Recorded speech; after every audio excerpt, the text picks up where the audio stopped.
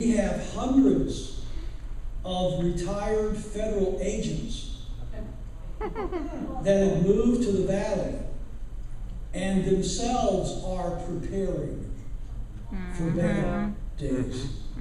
So take that as you will. Yes, sir. I have two questions in succession. And the first one just segues right from yours. Actually, it allows you to elaborate more on the same point. But tying that to natural law, what you just said, I'm getting a lot of insight from the message now, more than I thought I would. Yeah, I mean, I've been studying natural law to some degree, but I've never heard it from a preacher, so it's very new. The Lord, Holy Spirit's really speaking. But one of them is just that, when a teaching of natural law help Christians get over that natural cognitive dissonance, or that cognitive dissonance they have regarding what things like you just said? I don't even hope that question makes sense, but I feel like that's kind of that where people have that escapist to the can't happen to me. Yes. It almost seems like that's where the kind of like the insanity, the religious insanity, for lack of a better term, is almost like taken over because we're ignoring like things that our enemies should instinctively be aware of. I think the word you use that best describes it is disconnect. There is a huge disconnect in the hearts of so many professing Christians because they don't understand, have not been taught, or maybe have rejected and suppressed the principles of natural law. As a result, they're disconnected from reality. They're disconnected from reality.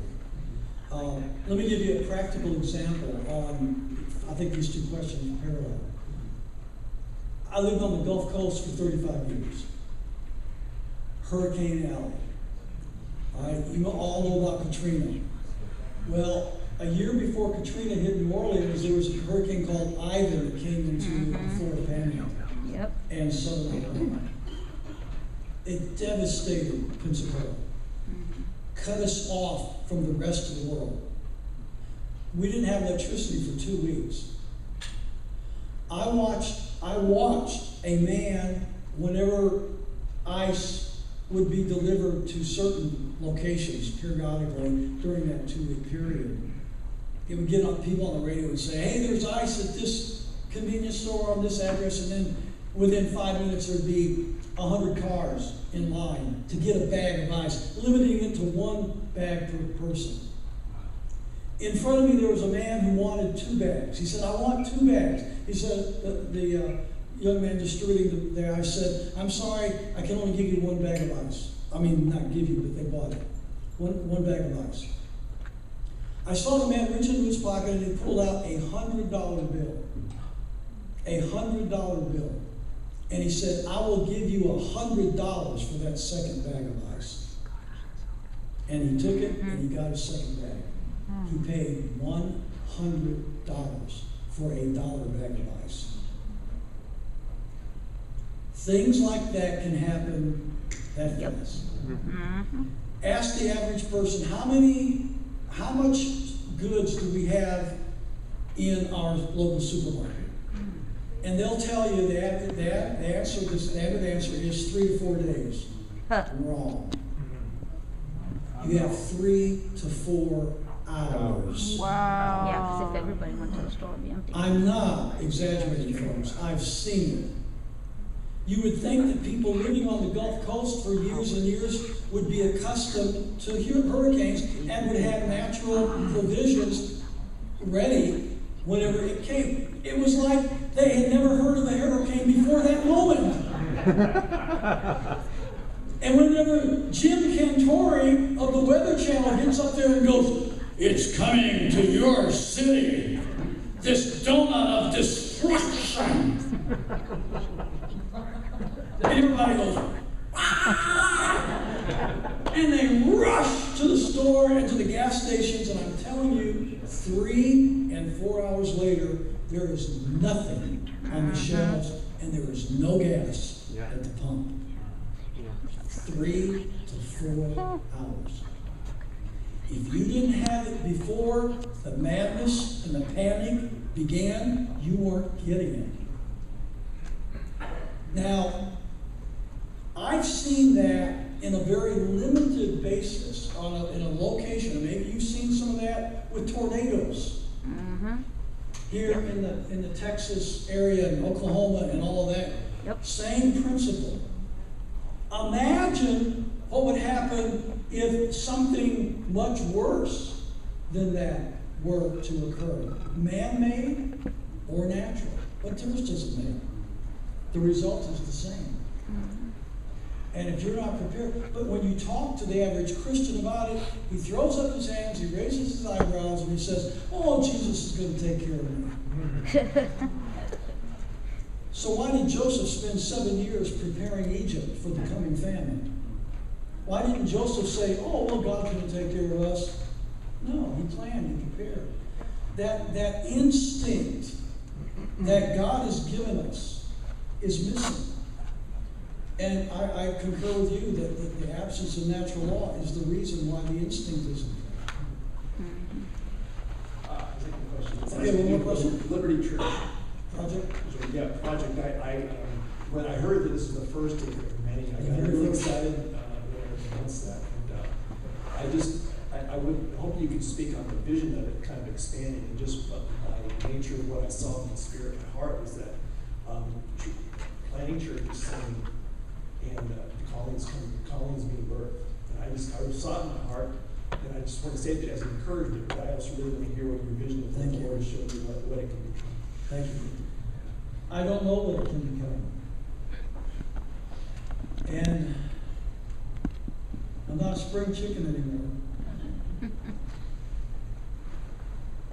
I may not live to see the fruit.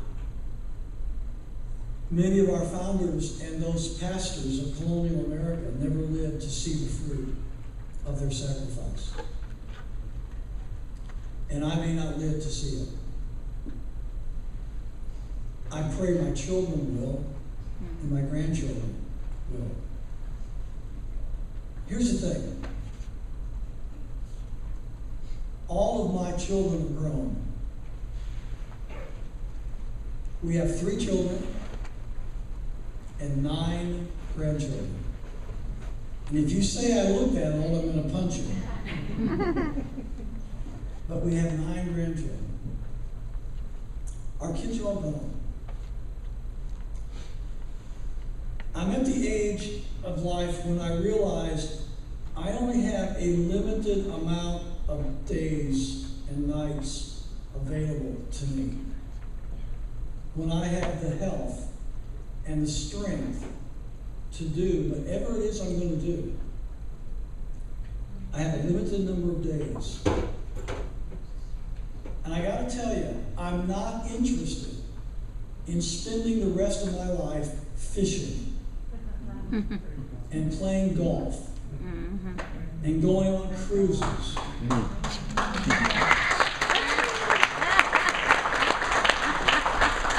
The freedom and the liberty of my grandchildren especially is hanging in the balance by a thread. I want to do everything that I can to help my grandchildren grow up in a land of liberty. And I am dedicating my life for the rest of my life to helping my children and grandchildren to live in a land of liberty. I am willing to give my life, my time, my heart, my effort, and everything I have to that cause. And so that's how Liberty Fellowship came about. It was a vision from God, and I'm now trying to pursue the vision. And I will pursue it as long as God gives me the ability.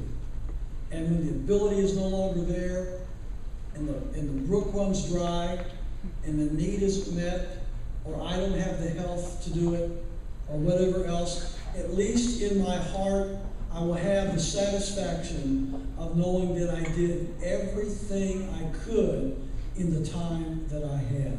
And quite frankly, I personally cannot live with myself if I did anything less. Standing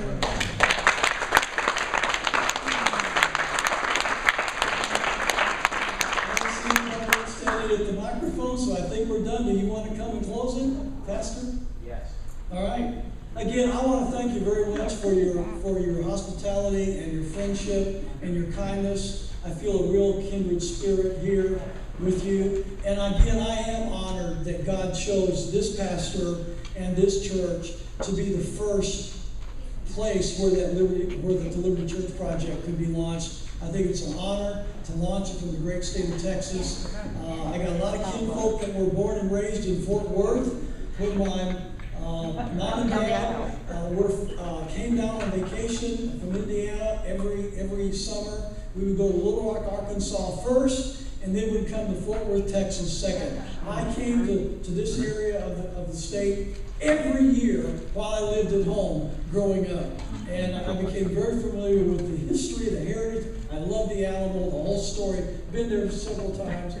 I just think it's a great state, and I just am really thankful that God gave us the opportunity to launch here. And so, Pastor Eric,